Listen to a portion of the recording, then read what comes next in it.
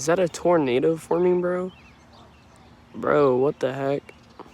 So, I was going to show you guys a video of me riding my three-wheeled Schwinn something. I don't know what the other name is, but the brakes on it are like toast. So you guys heard the first clip.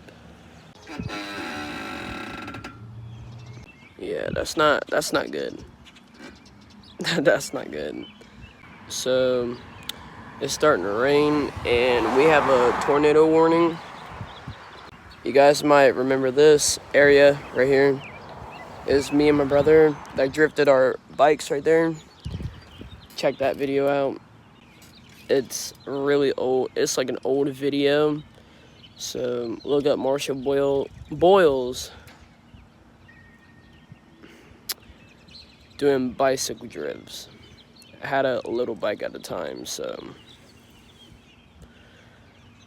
I actually started YouTube of December 8th, 2016.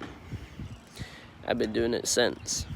So yeah, so it's gonna rain and I have to get my butt back to the house over there somewhere, like down there.